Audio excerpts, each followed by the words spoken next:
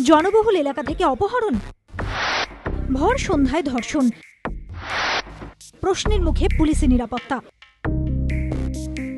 ফের রাতের কলকাতায় ধর্ষণের অভিযোগ। পার্ক স্ট্রিট এন্টালির পর এবার চেতলা। এবার আর গভীর রাতে নয়, ভর সন্ধ্যায় গাড়ি করে তুলে নিয়ে গিয়ে মহিলাকে গণধর্ষণের অভিযোগ। এই ঘটনাকে কেন্দ্র করে ফের প্রশ্নের মুখে পুলিশি পরিষেবা। বিভিন্ন মহল থেকে প্রশ্ন উঠেছে, চেতলার মতো দক্ষিণ কলকাতার একটি ব্যস্ত জায়গা থেকে ভর সন্ধ্যায় কিভাবে এক মহিলাকে অপহরণ করলেন দুষ্কৃতীরা? শহরের বিভিন্ন প্রান্তে টহলদারি চালানো হয় বলে পুলিশ দাবি করে, তাহলে পুলিশের নজর এড়ালো কিভাবে? চেতলার মতো যে জনবহুল জায়গা থেকে মহিলাকে অপহরণ করা হয়েছে বলে অভিযোগ, সেখানে ঘটনাটির একাধিক প্রত্যক্ষদর্শী থাকার সম্ভাবনা জোরালো, কিন্তু তা সত্ত্বেও কেউ পুলিশকে খবর দিলেন না কেন? পুলিশের ওপর মানুষের ভরসা কমে যাওয়াই কি কারণ? সাধারণ মানুষের সঙ্গে জনসংযোগ বাড়াতে ফুটবল প্রতিযোগিতা, রক্তদান শিবিরের মতো পুলিশ নানা কর্মসূচি পালন করে, কিন্তু তার কার্যকারিতা কতটা তা নিয়ে উঠেছে প্রশ্ন। কারণ পুলিশের সঙ্গে সাধারণ মানুষের সেই সম্পর্ক তৈরি হলে, পুলিশ সেই ভরসার জায়গা তৈরি করতে পারলে প্রত্যক্ষদর্শীরা পুলিশের কাছে গিয়েই ধর্ষণের অভিযোগ জানাতে পারতেন, কিন্তু তা হয়নি।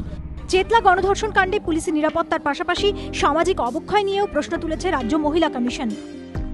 আমি শুধু পুলিশের দিকে নজরটা রাখতে চাইছি না, আমার সমাজের প্রতি ব্যাপক একটা প্রশ্ন, এবং এই প্রশ্নটা হচ্ছে ভয়ঙ্কর। দিনে দুপুরে কোনো মহিলাকে মুখ চেপে ধরে নিয়ে গেল আর কোনো পথচারী তাতে প্রতিবাদ করলেন না, কোনো পথচারী তার পাশে থাকলেন না, এটা ভাবতে কিন্তু আমার খুব বিস্ময় লাগছে।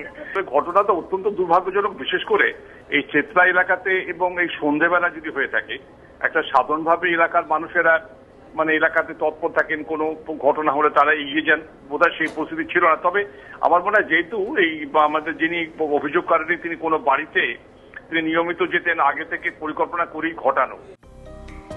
বিভিন্ন মহলের বক্তব্য, পার্ক স্ট্রিট এন্টালির পর ফের যেভাবে চেতলায় ধর্ষণের অভিযোগ উঠল এবং চেতলায় যেভাবে ভর সন্ধ্যায় জনবহুল এলাকা থেকে মহিলাকে অপহরণের অভিযোগ উঠেছে, তাতে বোঝা যাচ্ছে দুষ্কৃতীরা মোটেই পুলিশকে তেমন ভয় পাচ্ছে না, আর এ কারণেই চিন্তা বাড়ছে সাধারণ মানুষের। এবিপি আনন্দ।